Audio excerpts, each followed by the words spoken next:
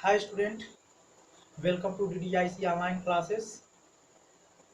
अगर आपने हमारे चैनल को सब्सक्राइब नहीं किया है तो प्लीज़ सब्सक्राइब कर लीजिए और बेल आइकन को प्रेस कर दीजिए ताकि हमारे तरफ से कोई भी इंफॉर्मेशन प्रोवाइड की जाए तो आपको तुरंत मिल जाए। तो स्टूडेंट, हम बात कर रहे थे मोल की। तो मोल को हम कितने पार्ट्स में पढ़ते हैं? 3 पार्ट्स में। Mole in terms of number, mole in terms of weight and mole in terms of volume. तो हम बात कर रहे थे वाटर, मतलब प्रॉब्लम बेस्ड ऑन वाटर। तो वाटर के क्या क्या प्रॉब्लम्स आ सकते हैं, तो अभी वाटर की कुछ चर्चाएं और करते हैं। जैसे मान लो कि हमने 1 मोल वाटर ले लिया। क्या? 1 मोल वाटर ले लिया। तो स्टूडेंट देखो, 1 मोल वाटर में क्या क्या चीज है। तो 1 मोल में वाटर में क्या है, तो ये हमने वाटर वेपर नहीं लिया, हमने क्या लिया है? वाटर लिक्विड लिया है। अगर वाटर वेपर होता तो यहाँ कहता है कि वाटर वेपर है। 1 मोल वाटर लिए, इसका मतलब क्या? 1 मोल वाटर का मास कितना होगा? 18 ग्राम। तो हमने क्या लिया? 18 ग्राम H2O लिया। या हमने क्या लिया? जितना इसका मास होगा वही वॉल्यूम हो जाएगा, क्योंकि वाटर की डेंसिटी 1 ग्राम पर सेंटीमीटर क्यूब होती है। तो 18 ml H2O हो जाएगा। और देखो इसमें क्या है, 1 मोल वाटर में, पहले एक वाटर मॉलिक्यूल की बात करते हैं। एक वाटर मॉलिक्यूल में 2 हाइड्रोजन एटम है। क्या? 2 हाइड्रोजन एटम। 1 मोल में कितने मोल हो जाएंगे? ये तब 2 मोल हाइड्रोजन एटम हो जाएगा। तो 2 मोल हाइड्रोजन एटम, या 1 मोल हाइड्रोजन कह सकते हैं। 1 मोल हाइड्रोजन। या हम क्या कर सकते हैं, 1 मोल वाटर में 1 मोल क्या है? Oxygen atom. 1 मोल ऑक्सीजन एटम। या इसी को क्या कर सकते हैं, 1/2 मोल ऑक्सीजन, मतलब O2। वो ऑक्सीजन। तो देखो, 1 मोल ऑक्सीजन एटम है या आधा मोल ऑक्सीजन है। ऑक्सीजन अगर कहीं कहता है तो उसका मतलब क्या हम समझते हैं? O2। या इसमें देखो और क्या है, इलेक्ट्रॉन की बात कर लेते हैं। एक वाटर मॉलिक्यूल में 10 इलेक्ट्रॉन होते हैं। देखो 8 इलेक्ट्रॉन इसके, 2 इलेक्ट्रॉन इसके। तो 1 मोल है तो 10 मोल क्या हो जाएंगे? इलेक्ट्रॉन हो जाएंगे। 10 मोल इलेक्ट्रॉन हो जाएंगे। प्रोटॉन कितने हो जाएंगे? 10 मोल ही प्रोटॉन हो जाएंगे। 10 मोल प्रोटॉन हो जाएंगे। न्यूट्रॉन, न्यूट्रॉन कितने हो जाएंगे? इसमें तो कितने न्यूट्रॉन होते हैं? 8 न्यूट्रॉन होते हैं। हाइड्रोजन के एटम में, हाइड्रोजन न्यूक्लियस में न्यूट्रॉन नहीं होते हैं। तो क्या हो जाएंगे? 8 न्यूट्रॉन हो जाएंगे। तो एक वाटर मॉलिक्यूल में 8 न्यूट्रॉन है, तो 1 मोल में क्या हो जाएंगे? तो 8 मोल न्यूट्रॉन हो जाएंगे। 8 मोल न्यूट्रॉन हो जाएंगे। अब देखो, अब H2O का स्ट्रक्चर देखो ऐसे बनता है।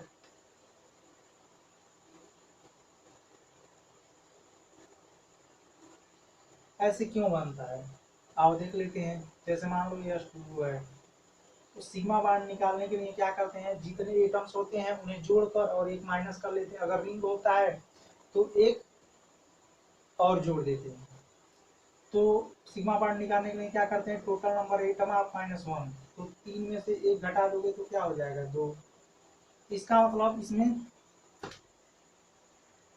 कितने बांड होंगे? 2 bond. Lone pair, lone pair निकालना है तो क्या करते हैं, सेंट्रल एटम की वैलेंसी, मतलब सेंट्रल एटम क्या है? 6 minus charge of surrounding atom. इस पे हाइड्रोजन पे क्या होगा? एक चार्ज होगा तो 2 हाइड्रोजन है, 2/2 बराबर एक कितना निकल के आया? 2 आया। इन्हें जोड़ लो, सिग्मा और लोन पेयर को जोड़े तो 4 आया। इसका मतलब इसका हाइब्रिडाइजेशन क्या होगा? sp3 होगा।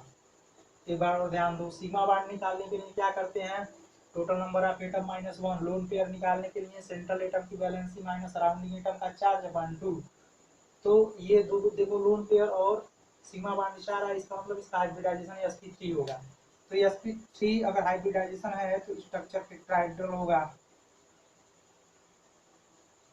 स्ट्रक्चर ऐसे होगा।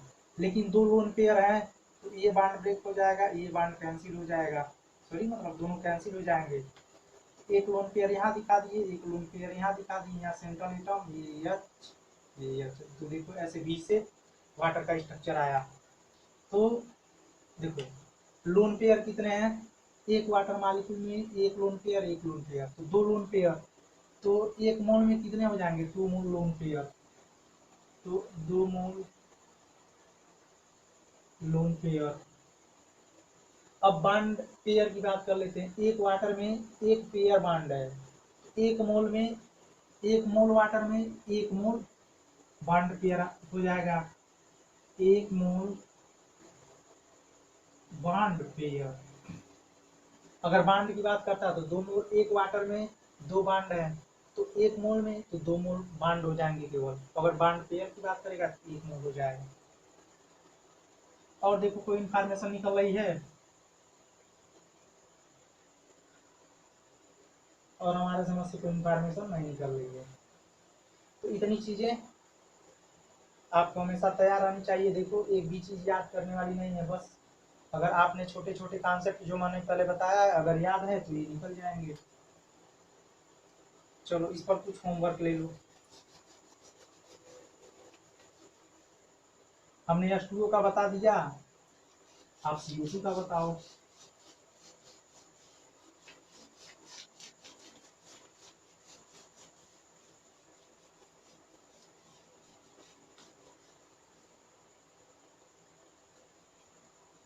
आप CO2 के बारे में बताओ कि इसमें क्या क्या है। 1 मोल CO2 हमने ले लिया,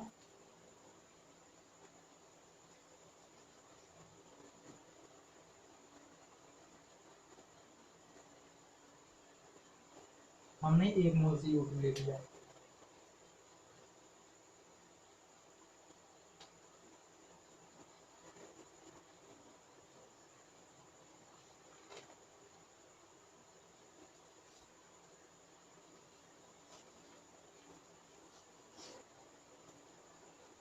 चलिए क्वेश्चन और करते हैं।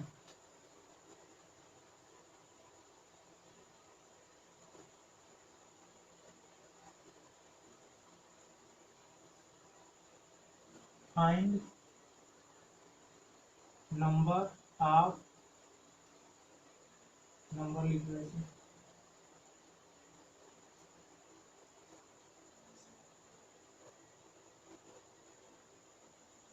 Find number of H2O molecule in 1 drop of water।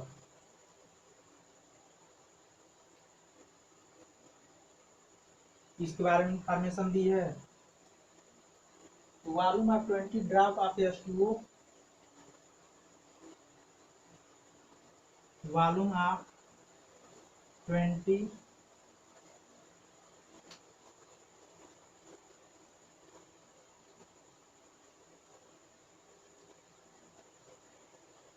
बराबर 10 ml। चलिए इसे पहले क्वेश्चन को समझ लेते हैं, क्वेश्चन क्या कर रहा है।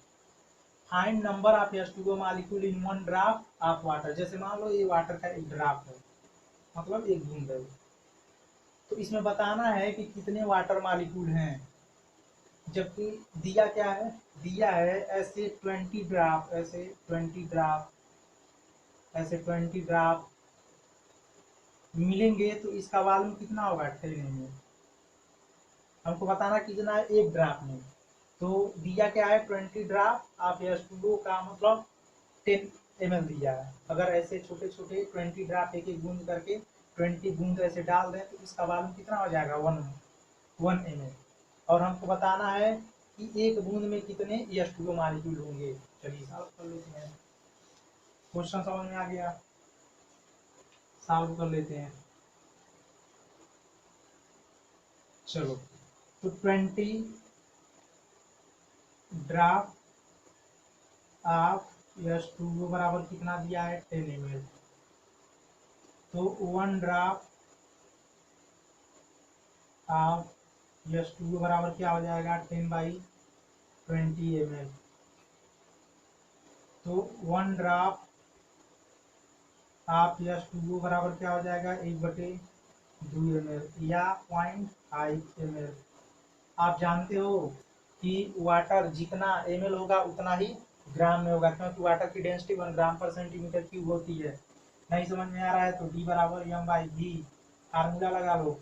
तो ये 1 हो जाएगा तो m बराबर क्या हो जाएगा v। इसका मतलब 0.5 ml है तो 0.5 ग्राम भी आ जाएगा। तो चलो अब ये 0.5 ml या 0.5 ग्राम हो जाएगा। अब वेट निकल गया, मोल नहीं निकाल पाओगे, मोल निकाल लो। तो वेट 0.5/18 तो 5/180 इतने मोल निकल के आए। एक मोल में या नॉट एटम होता है, तो इतने मोल में तो इतना इंटू या नॉट, इसलिए नंबर ऑफ H2O मॉलिक्यूल बराबर क्या हो जाएगा 5/180 इंटू या नॉट। तुम्हारा मन करता है इसका नंबर रखने का तो रख दो आलू का 2 नंबर इंटू 6.02 इंटू 10⁻²2। ये हमारा आंसर आ जाएगा।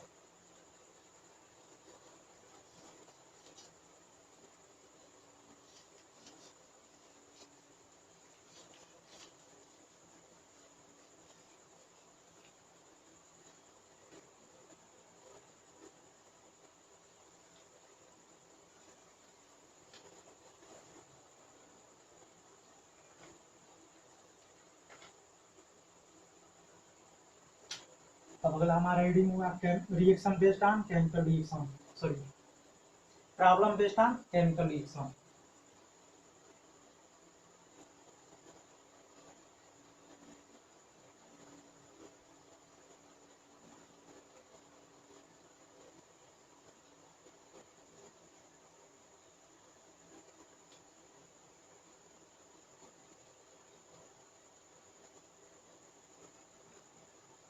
Problem based on chemical reaction, तो इसका मतलब कोई केमिकल रिएक्शन दिया होगा, उसमें मोल वगैरह पूछेगा, वॉल्यूम पूछेगा, कुछ भी पूछ सकता है।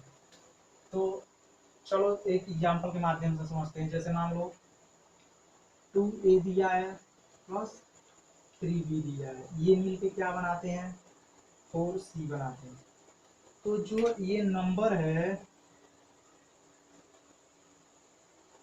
इसे कहते हैं स्टोइचियोमेट्रिक कोफिशिएंट। क्या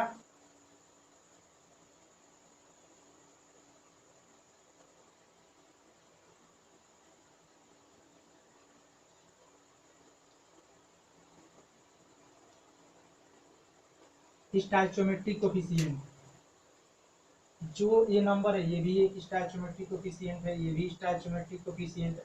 ये जो नंबर दिए हैं रिएक्टेंट या प्रोडक्ट से पहले जो नंबर लिखे होते हैं स्टोइचियोमेट्रिक कोफिशिएंट कहते हैं।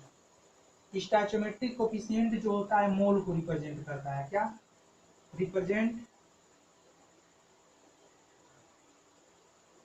रिप्रेजेंट्स मोल। तो स्टोइचियोमेट्रिक कोफिशिएंट किसको रिप्रेजेंट करता है मोल को। तो देखिए इसे क्या कहेंगे, हम कहेंगे ए का 2 मोल और बी के 3 मोल मिलकर सी के 4 मोल बनाए। समझ में आ गया, एक बार और समझिए। जो रिएक्टेंट या प्रोडक्ट से पहले जो नंबर लिखे होते हैं उन्हें स्टोइचियोमेट्रिक कोफिशिएंट कहते हैं। ये हमेशा मोल को रिप्रेजेंट करते हैं। क्या कहेंगे 2 मोल ए के मिलके 3 मोल के बी के साथ क्या बनाए 4 मोल सी बनाए।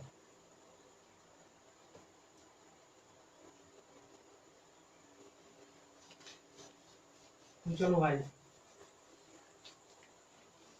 तो इसमें problem based on chemical reaction में पहला प्रॉब्लम हम देखते हैं कंबशन ऑफ हाइड्रोकार्बन। क्या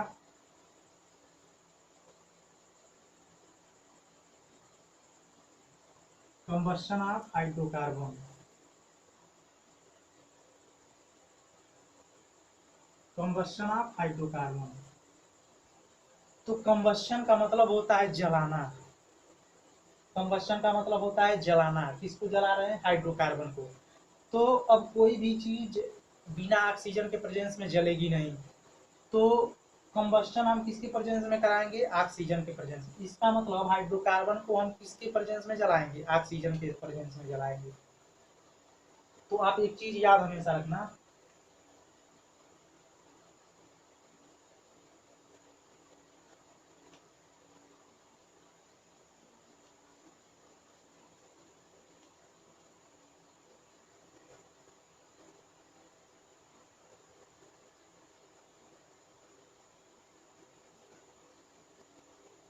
ये कोई भी हाइड्रोकार्बन हो उसका कंबस्शन का बैलेंस रिएक्शन है। कोई भी हाइड्रोकार्बन है उसका बैलेंस इक्वेशन है कंबस्शन का। देखो ये कोई हाइड्रोकार्बन है, हाइड्रोकार्बन को ऑक्सीजन के प्रेजेंस में जला रहे हैं तो ये कार्बन डाइऑक्साइड मिल रहा है और H2O मिल रहा है। जैसे देखो, जैसे मान लो मीथेन ले लिए CH4, तो X के जगह क्या है? 1 है, Y की जगह 4 है। X के जगह क्या रखेंगे? 1 रखेंगे, Y की जगह क्या रखेंगे? 4 रखेंगे, तो ये क्या हो जाएगा? 1 हो जाएगा, 1/4 हो जाएगा। सॉरी ये 4 है, ये भी 4 है, आगे से लिख लेंगे 1 काट के। और ये क्या है? O2। ये क्या बना? देखो X की जगह क्या है? 1 है ना, तो CO2 केवल बना, प्लस Y की जगह क्या है? 4 है, ये 2 H2O बना। रिएक्शन बैलेंस होगा। अगर याद है तो ये बैलेंस कर सकते हो, या नहीं तो अभी मैं एक और टेक्निक बताऊंगा कैसे किया जाता है। तो ये 4 4 क्या हो जाएगा? 4 से 4 डिवाइड 1 बार में ये 2 क्या हो जाएगा? 2 4 देख लो बैलेंस। 4 ऑक्सीजन एटम होंगे, 2 ये 2 4 ऑक्सीजन एटम हो गए। हाइड्रोजन क्या होगा? 4 होगा। देखो 4 है, कार्बन 1 होगा, 1 होगा। समझ में आ गया? इसका ये बहुत ही इंपॉर्टेंट होता है। अभी क्वेश्चन करते हैं।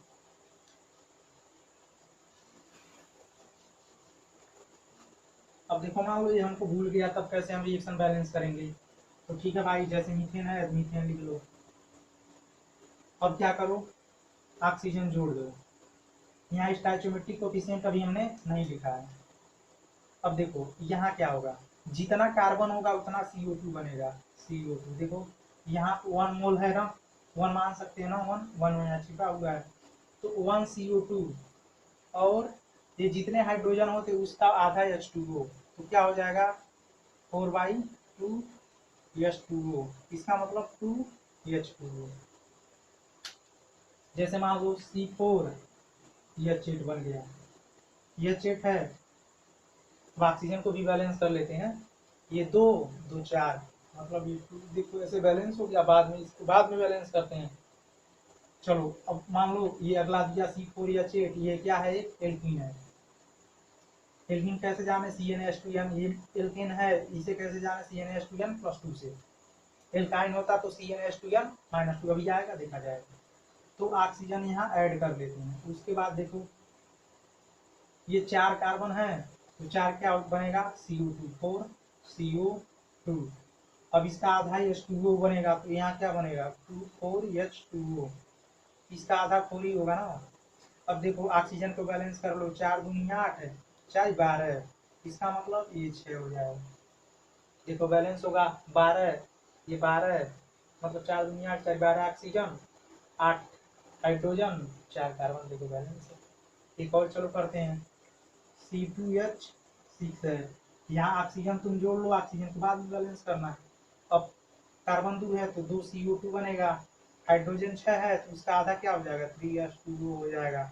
ऑक्सीजन को बैलेंस करना है। देखो 2 3 5, तो 5/2, ये 2 से 2 कैंसिल, 5 ऑक्सीजन एटम हो जाएगा। तो ये है।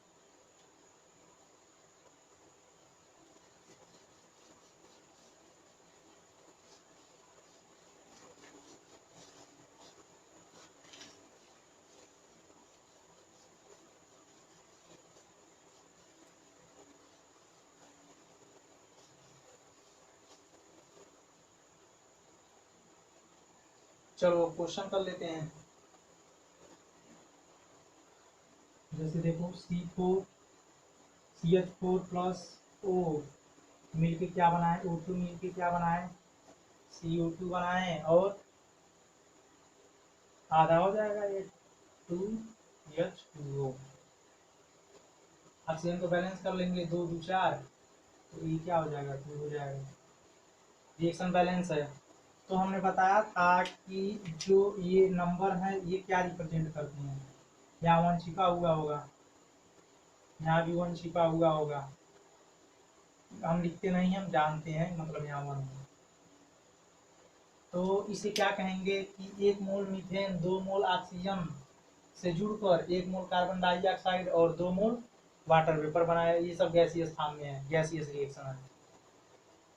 फिर से देखो, सॉरी फिर से देखो, तो 1 मोल मीथेन मिलकर 2 मोल ऑक्सीजन के साथ 1 मोल कार्बन डाइऑक्साइड बनाया और 2 मोल वाटर वेपर बनाया। सॉरी,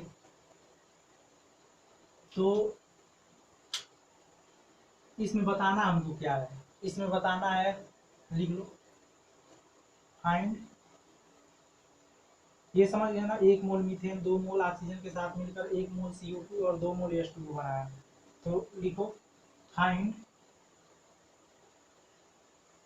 रेशियो ऑफ नंबर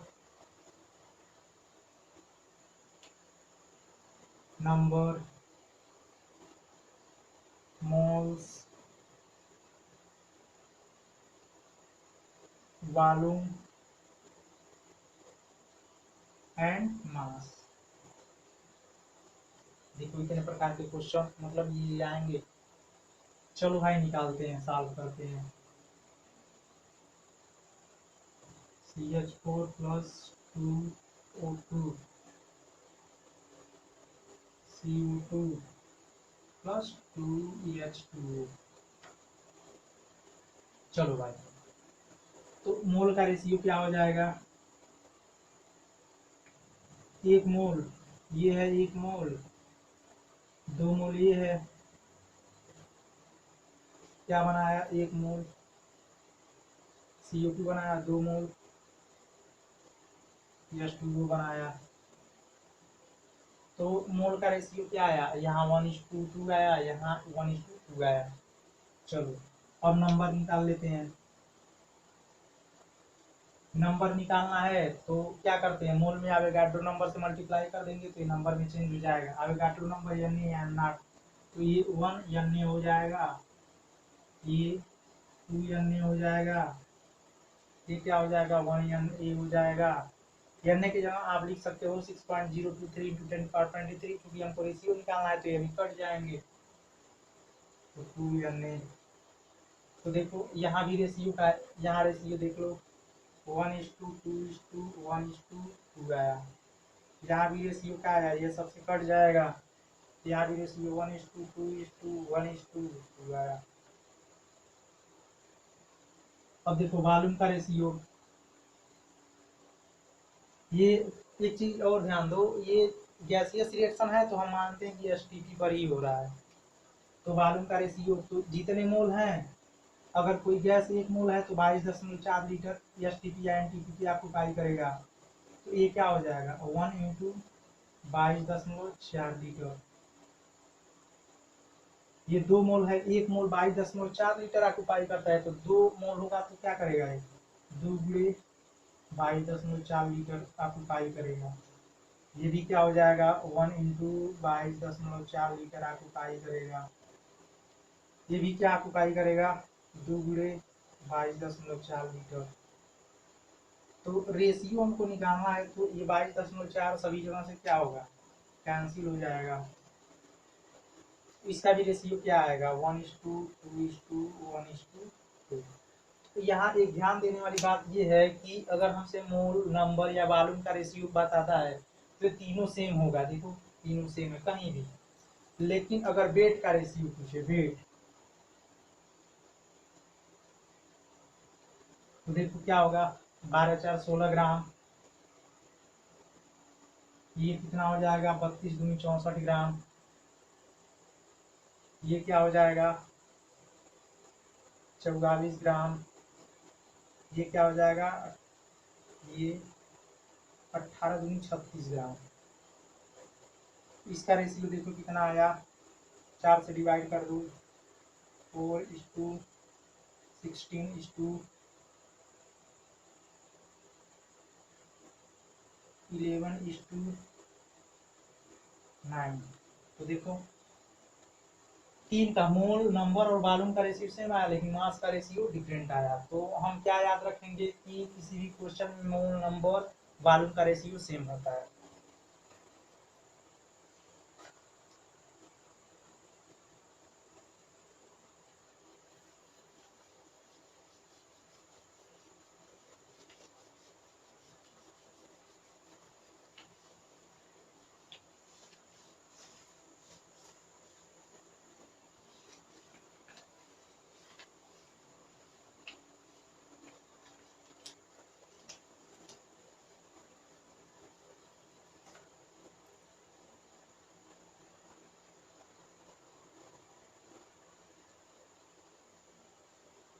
अगला क्वेश्चन लिखो।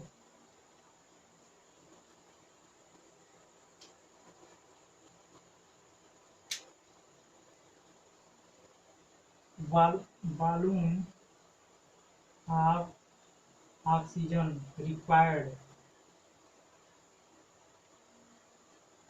For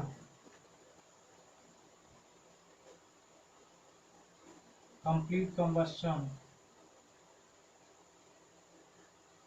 combustion of 400 cc C2H2। तो देखो हमने कहा ना कि कोई भी कंबशन रिएक्शन अगर है तो उसे हम किस में जलाएंगे, ऑक्सीजन के प्रेजेंस में ही जलाएंगे।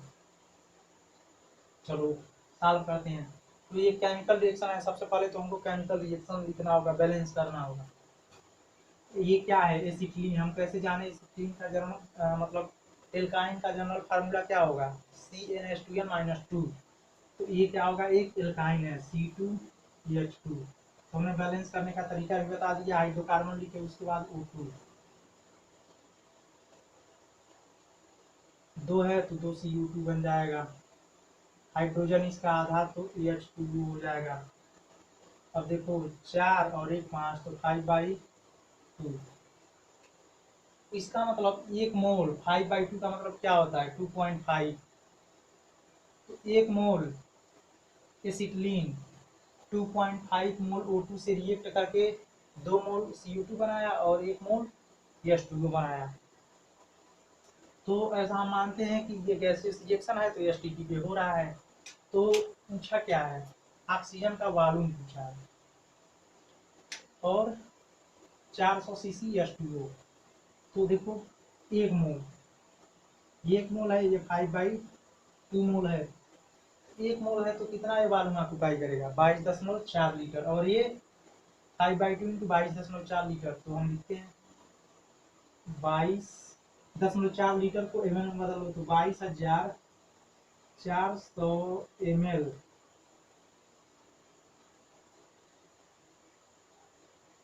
C2H2 required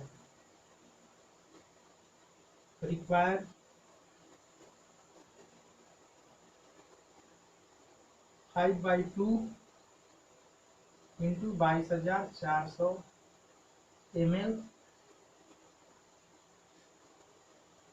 क्या O2। यहाँ देखो दोनों साइड से ये कैंसिल हो गया। वही हम बता रहे थे कि जो मोल का रेशियो होगा, जैसे मोल का रेशियो 1:2, देखो मोल का रेशियो क्या है 1:5/2, 1:5/2 है। तो वही वॉल्यूम का ही रेशियो हो जाएगा। लेकिन देखो हम लिखे वो फिर कट गया तो 1 देखो 1 ml 5/2 ml से रिएक्ट कर रहा है। वही बात है, चाहे लिखो या ना लिखो, तुम अगर जानते हो तो अच्छी बात है, नहीं जानते तो फिर ऐसे लिखो। फिर अब लिखेंगे 1 ml C2H2 require 5/2 ml O2। देखो वही चीज आ गया। मोल का रेशियो पता है तो तुम डायरेक्ट ये लिख सकते हो या ऐसे लिखो, तुम्हारी मर्जी। इसलिए 400 ml C2H2 रिक्वायर 5/2 पूरे 400 ml O2। तो ये कितना हो जाएगा, ये 2 से 2 बार में कैंसिल हो जाएगा, 1000 ml O2 या 1 लीटर O2 कह दो। तो इसका मतलब क्या हुआ कि 400 सीसी का मतलब क्या होता है, एमएल, 400 एमएल या सेंटीमीटर क्यूब होता है। तो 400 सीसी को 400 सीसी एसिटिलीन को जलाने के लिए कितना ऑक्सीजन चाहिए, 1000 ml या 1 लीटर ऑक्सीजन चाहिए।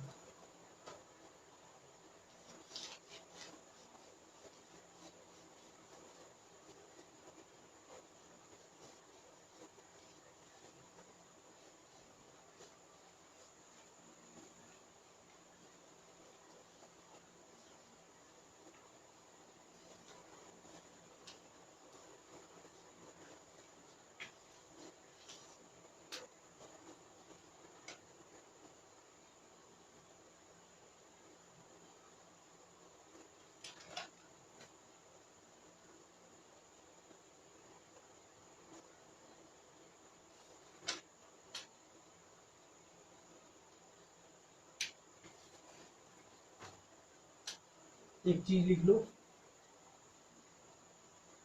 अगर किसी रिएक्शन में, ध्यान से सुनना, अगर किसी रिएक्शन में एक रिएक्टेंट दिया हो, दूसरा रिएक्टेंट का अमाउंट ना दिया हो, तो हम दूसरे रिएक्टेंट को क्या मानेंगे, एक्सेस में।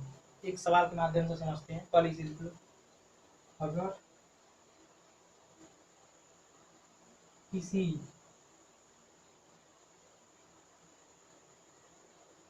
रिएक्शन में एक रिएक्टेंट का अमाउंट दिया हो,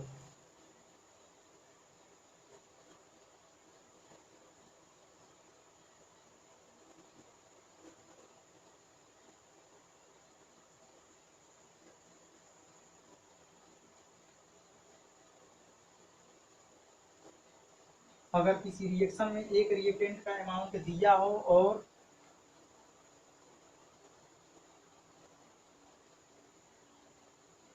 दूसरे रिएक्टेंट का अमाउंट ना दिया हो, तो इसे एक्सेस में मानेंगे।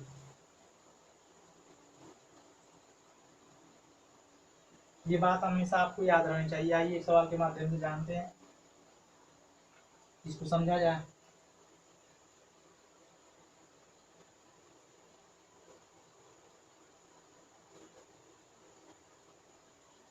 Find the mass of MgO। MgO को कहते हैं magnesium oxide.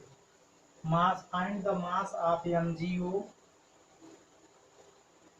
will produced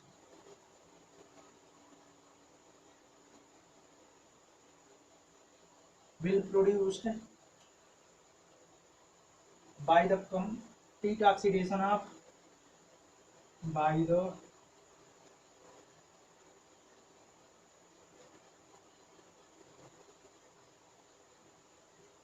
the complete oxidation of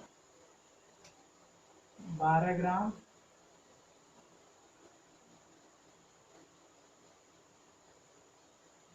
Mg। इसका मतलब पहले समझते हैं। Find the mass of MgO will be produced by the complete oxidation of 12 gram Mg। अब एक चीज जान लो, जब तुम ऑर्गेनिक केमिस्ट्री पढ़ोगे तो हाइड्रोकार्बन जब पढ़ोगे तो वहाँ तुमको कंबस्शन रिएक्शन पढ़ाया जाएगा। कंबस्शन रिएक्शन में बताया जाएगा कि कंप्लीट कंबस्शन और इनकम्प्लीट कंबस्शन। जब हाइड्रोकार्बन का कंप्लीट कंबस्शन होता है तो CO2 और वाटर वेपर प्रोड्यूस होते हैं, लेकिन अगर इनकम्प्लीट कंबस्शन हुआ तो कार्बन ब्लैक, जो काजल आर्टिफिशियल मिलता है, वो कार्बन ब्लैक बन जाएगा और कार्बन मोनोऑक्साइड और CO2 और वाटर वेपर, इतनी चीजें बनेंगी। तो ये कंप्लीट कंबस्शन का मतलब ये हुआ कि इसे कंप्लीट रूप से जला दिया जाए, मैग्नीशियम को पूर्णतः जला दिया जाए। इनकम्प्लीट कंबस्शन का मतलब कुछ बचा रहे, तो हमें क्या करना है, कंप्लीट कंबस्शन कराना है। तो कंबस्शन क्या होता है, जलाना। ऑक्सीडेशन क्या होता है, जलाना ऑक्सीजन के प्रेजेंस में। चलो कंबस्शन इसका करा देते हैं। तो Mg प्लस O मिलके क्या बनाएंगे, ये ऑक्सीजन होगा।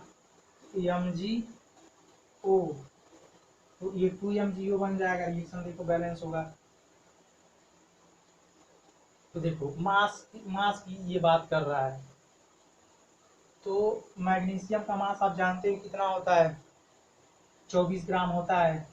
तो ये 48 ग्राम, 48। देखो एक रिएक्टेंट का अमाउंट दिया है, 12 ग्राम दिया है इसका, अभी से भूल जाओ। इसका mg का मास 12 ग्राम दिया है, लेकिन ऑक्सीजन का मास नहीं दिया है, तो इसे हम क्या मानेंगे, एक्सेस में। अब इस लाइन का मतलब समझ में आ गया। अगर किसी रिएक्शन में एक रिएक्टेंट का अमाउंट दिया हो, जैसे एक रिएक्टेंट है एक रिएक्टेंट है, तो इसका अमाउंट देखो दिया है, लेकिन इसका अमाउंट नहीं दिया है, तो इसे क्या मानेंगे, हम एक्सेस में मानेंगे। तो देखो ये 24 ग्राम और ये दो 48 ग्राम, 48 ग्राम है, ये एक्सेस में है। इसे जितनी एक्सेस का मतलब, इसे 10 ग्राम की जरूरत होगी तो 10 ग्राम ले लेगा, 100 ग्राम की जरूरत होगी तो 100 ग्राम इसे दे देगा, मतलब ये इससे रिएक्ट कर जाएगा। मतलब mg को जलाने के लिए जितनी ऑक्सीजन की जरूरत होगी उतना हमारे पास है। 48 ग्राम मैग्नीशियम बर्न होके कितना ग्राम बनाया, तो मैग्नीशियम 24 और ये 16, कितना हो गया 0, और ये 2 1 3 1 40, 40 दूनी ये देखो 80 ग्राम, 80 ग्राम MgU बनाया मैग्नीशियम ऑक्साइड। तो देखो एक बार समझो, 48 ग्राम मैग्नीशियम इतना ग्राम बनाया, देखो यहाँ 48 ग्राम Mg burns to give 80 gram MgO।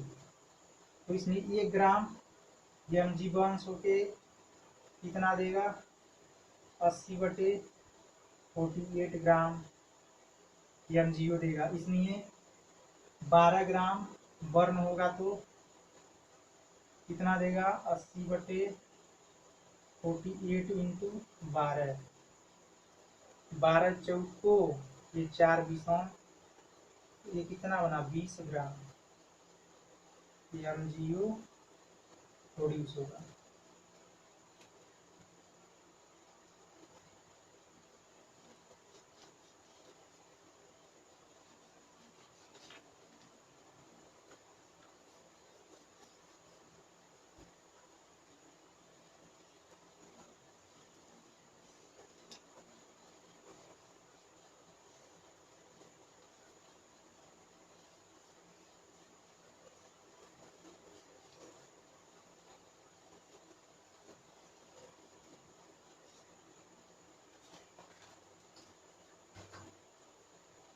अब अगले नंबर पे आते हैं। अगला नंबर का जो मैटर है, इसमें एक चीज लिख लो।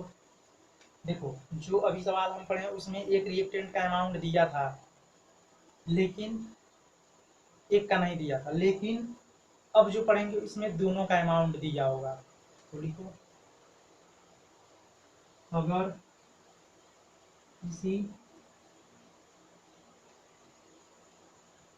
रिएक्शन में दोनों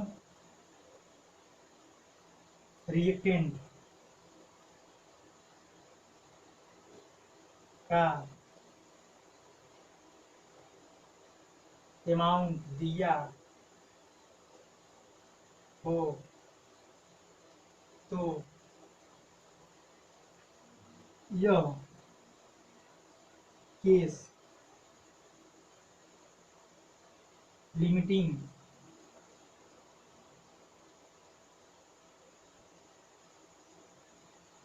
रिएजेंट का होगा।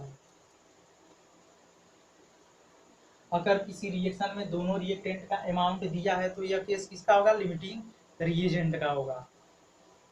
तो अब एक चीज आ गया लिमिटिंग रिएजेंट, लिमिटिंग रिएजेंट।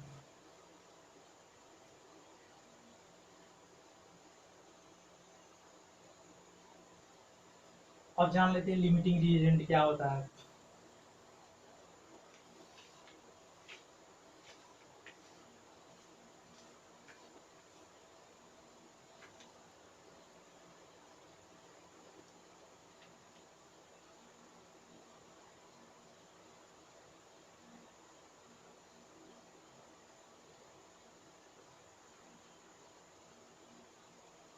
अब जान लेते हैं कि लिमिटिंग रिएजेंट क्या होता है। तो लिमिटिंग रिएजेंट क्या होता है? अगर कोई रिएक्टेंट अगर कोई रिएक्टेंट किसी केमिकल रिएक्शन में कंप्लीटली कंज्यूम हो जाए, मतलब खत्म हो जाए, उसे क्या कहते हैं? Limiting reagent. ध्यान से सुनेंगे, लिमिटिंग रिएजेंट क्या है। अगर कोई रिएक्टेंट किसी केमिकल रिएक्शन में कंप्लीटली कंज्यूम हो जाए, मतलब खत्म हो जाए, तो उसे क्या कहेंगे? Limiting reagent. तो लिख लो, if A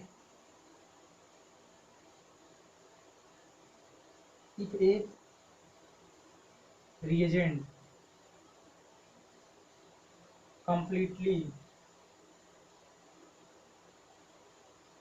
consume if a reagent या reactant completely consumed in a chemical reaction is called as limiting reagent. If a reagent या reactant consume in a chemical reaction is called limiting reagent. completely consume हो रहा है, completely consume, ये ध्यान देना, completely consume।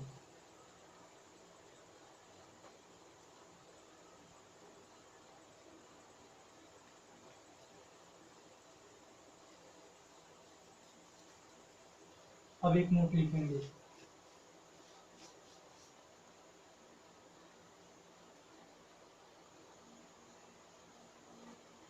तो ध्यान देना, हम कैसे जानेंगे कि ये रिएक्शन जो दिया है लिमिटिंग रिएजेंट का है? दोनों रिएक्टेंट का अमाउंट दिया होगा, तब हम जानेंगे लिमिटिंग रिएजेंट का प्रॉब्लम है। लिमिटिंग रिएजेंट क्या होता है? जो भी रिएजेंट कम्प्लीटली कंज्यूम हो जाएगा केमिकल रिएक्शन में, तो वो लिमिटिंग रिएजेंट कहलाएगा। नोट क्या लगाना है? नोट में देखो, नोट में हम ये बताएंगे कि अगर कोई रिएक्शन लिमिटिंग रिएजेंट का है तो हमें क्या क्या करना चाहिए। तो अगर कोई रिएक्शन लिमिटिंग रिएजेंट का प्रॉब्लम है तो हम क्या करेंगे? देखिए क्या करेंगे। पहली बात, रिएक्शन को बैलेंस करेंगे। सबसे पहले रिएक्शन मस्ट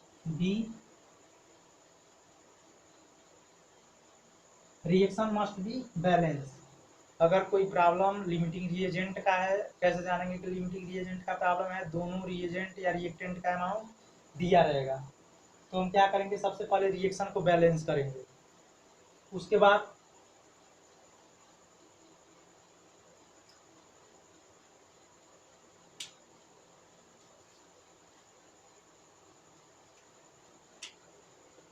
दूसरा नंबर पता करेंगे कि लिमिटिंग रिएजेंट कौन है। क्या?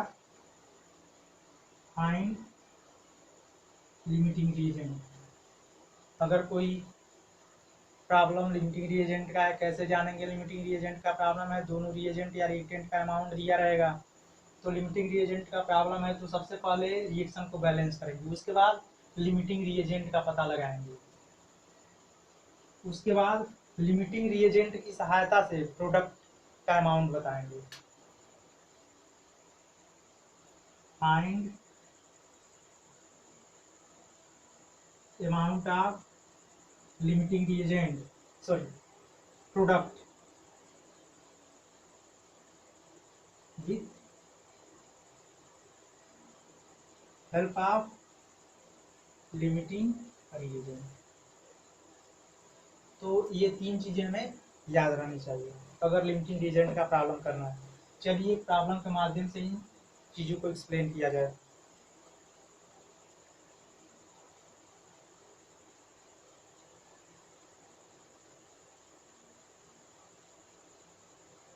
जैसे मान लो कोई क्वेश्चन दिया है, a प्लस 2b बराबर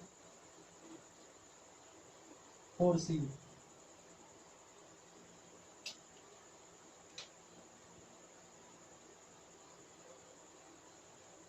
रिएक्शन अभी नहीं हुआ है, रिएक्शन से पहले बिफोर रिएक्शन अभी रिएक्शन नहीं हुआ है, 10 मोल ए का दिया है और 30 मोल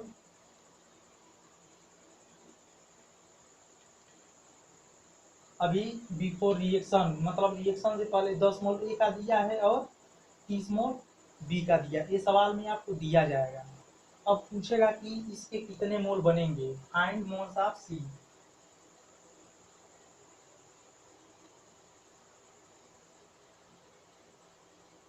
हमारा क्वेश्चन क्या है, ये रिएक्शन दिया रहेगा और रिएक्शन में कहेगा कि रिएक्शन से अभी रिएक्शन नहीं हुआ है, 10 मोल ए के हैं और 30 मोल किसके हैं, बी के हैं। तो बताओ सी के कितने मोल रिएक्शन के बाद बनेंगे। रिएक्शन के बाद जब इनके इनके बीच में रिएक्शन हो जाएगा तो ये कितना बनेगा। तो देखो पहले हम पता करें कि ये लिमिटिंग रिएजेंट का प्रॉब्लम है कि नहीं है। तो देखो ए का भी अमाउंट दिया है, बी का भी अमाउंट दिया था। पहले जो क्वेश्चन हम किए थे ए का अमाउंट तो एक रिएक्टेंट का दिया था, लेकिन दूसरा का अमाउंट नहीं दिया था, उसे हमने एक्सेस में मान लिया था। इसमें ए का अमाउंट दिया है, बी का अमाउंट भी दिया है, तो इसका मतलब एक प्रॉब्लम लिमिटिंग रिएजेंट का है।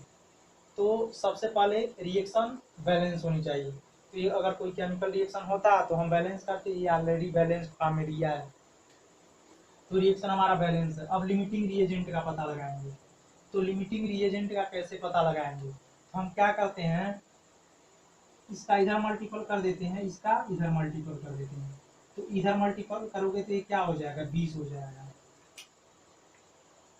इसका मल्टीपल करोगे तो ये 30 हो जाएगा।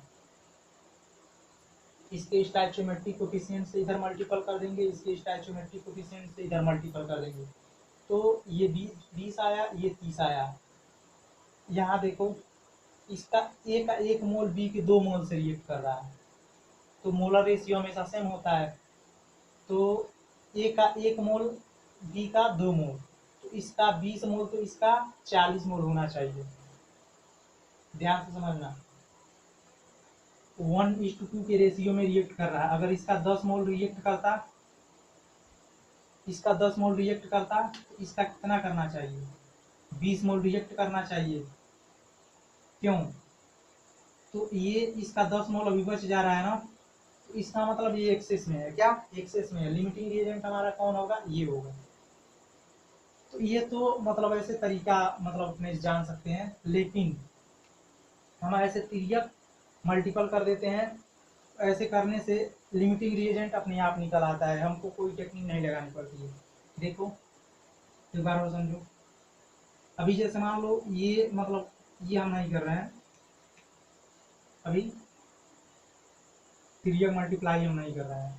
इससे करने से पहले देखो ए का 1 मोल है तो बी का 2 मोल, इसका मतलब ए का 10 मोल तो इसका दूना करेगा 20 मोल, इसका मतलब ये 10 मोल बच जा रहा है और ये क्या हो जाएगा हमारा, ये कंप्लीटली कंज्यूम हो जाएगा। तो इसका मतलब ये क्या होगा, लिमिटिंग रिएजेंट होगा। मान लो ये नहीं समझ में बात आ रही है तो आप क्या करो, ऐसे तिर्यक मल्टीप्लाई कर दो कोफिशिएंट से, तो ये 20 हो जाएगा, ये क्या हो जाएगा, 30 हो जाएगा। तो देखो कम कौन है, कम ये है ना, तो इसका मतलब क्या हो जाएगा, ये हमारा लिमिटिंग रिएजेंट हो जाएगा। तो ये तो रिएक्शन से पहले हमने एज्यूम करा था। अब रिएक्शन के बाद देखो क्या हो जाएगा, बी को आफ्टर रिएक्शन, तो ये लिमिटिंग रिएजेंट है तो हमने क्या करा, लिमिटिंग रिएजेंट हमेशा कंप्लीटली खत्म हो जाता है, कंज्यूम हो जाता है। इसका 0 मोल बचा, 0 मोल इसका बचा, इसका कितना बचा, 20 मोल तो रिएक्ट कर जाएगा, तो कितना बचा, 30 मोल, सॉरी 10 मोल। इसका तो काम, इसका तिर्यक मल्टीपल केवल हम लिमिटिंग रिएजेंट पता करने के लिए पता करते हैं। इसके जो कम आता है वो क्या हो जाता है, लिमिटिंग रिएजेंट हो जाता है, बाद में इसे हम हटा देते हैं। तो देखो ये लिमिटिंग रिएजेंट कंप्लीटली कंज्यूम हो गया था, तो इसका 1 मोल 4 मोल बना रहा है, तो 10 मोल कितना बनाएगा, 40 मोल, तो इसका क्या बनेगा, 40 मोल। एक और सवाल के माध्यम से समझते हैं।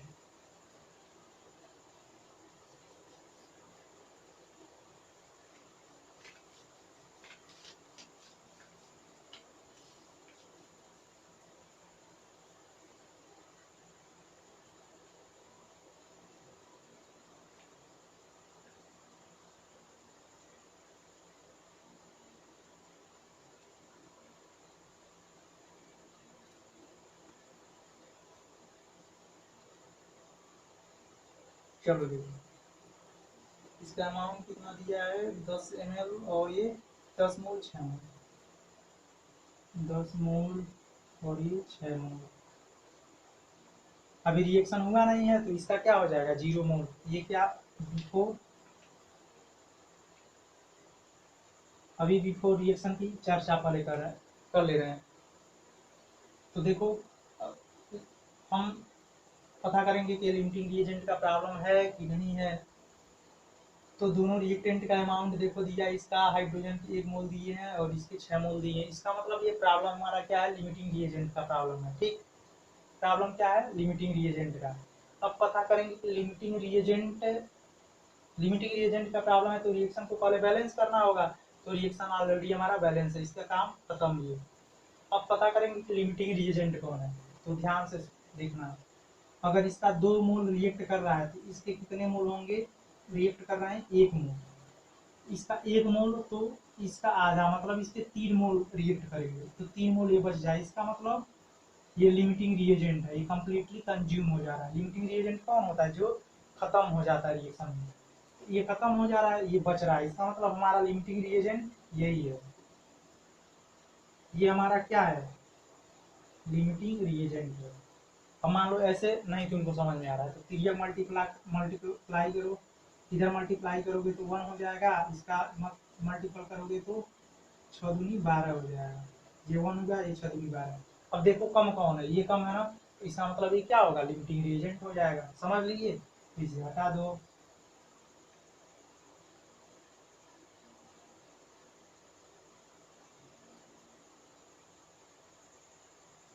चलो, तो आफ्टर रिएक्शन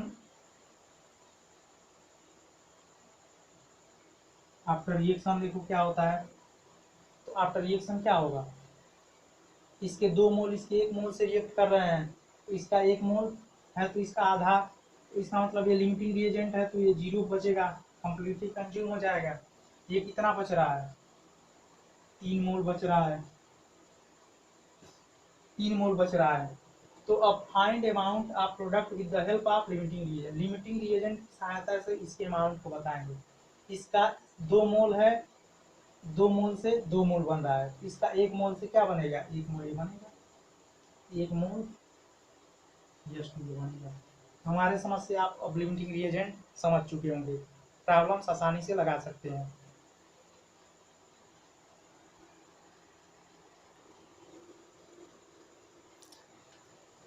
स्टूडेंट, आप लोगों से मुझे एक बात शेयर करनी थी।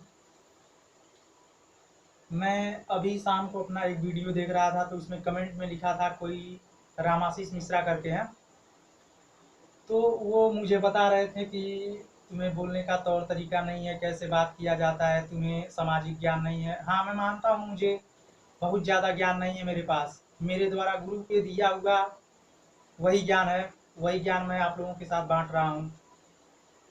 तो स्टूडेंट देखो, मेरे पास जो भी नॉलेज है मैं आप लोगों के साथ शेयर कर रहा हूँ। हमें नहीं पता कि मतलब कैसे क्या करनी चाहिए, लेकिन इतना पता है कि मतलब कैसे डीलिंग करनी चाहिए।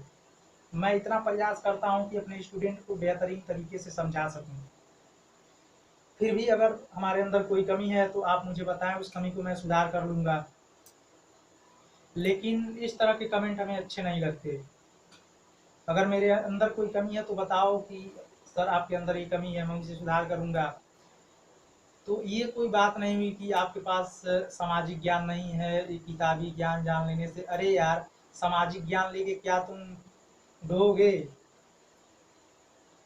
हमारा मेन उद्देश्य क्या है, कुछ बनना। कुछ कैसे बनोगे, जब किताबी नॉलेज रहेगा तभी तो बन पाओगे। सामाजिक नॉलेज लेके ढो।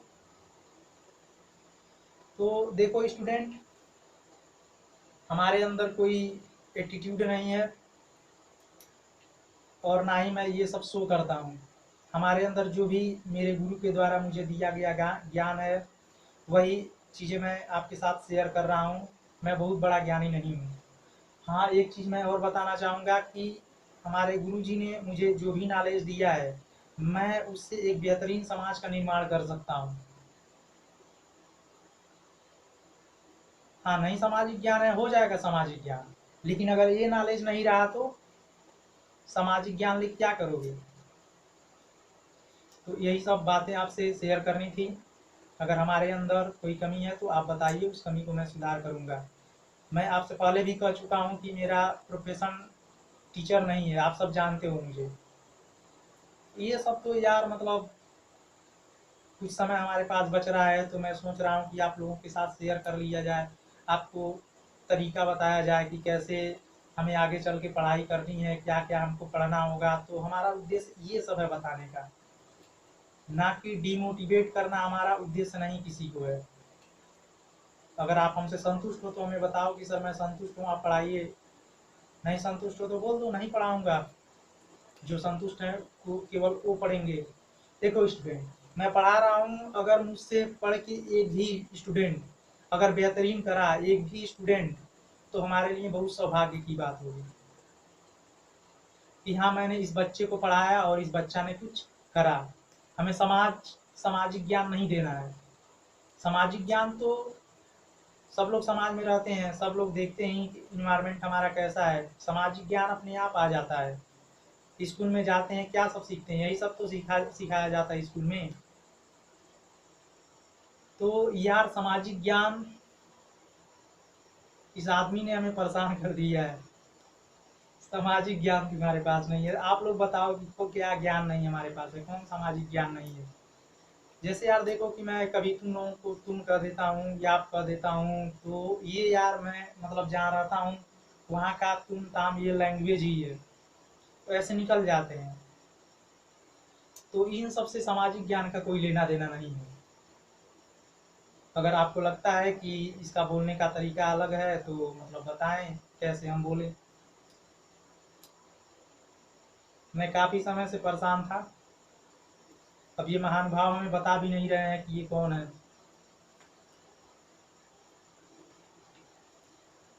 So thank you. अगला लेक्चर हमारा कल होगा।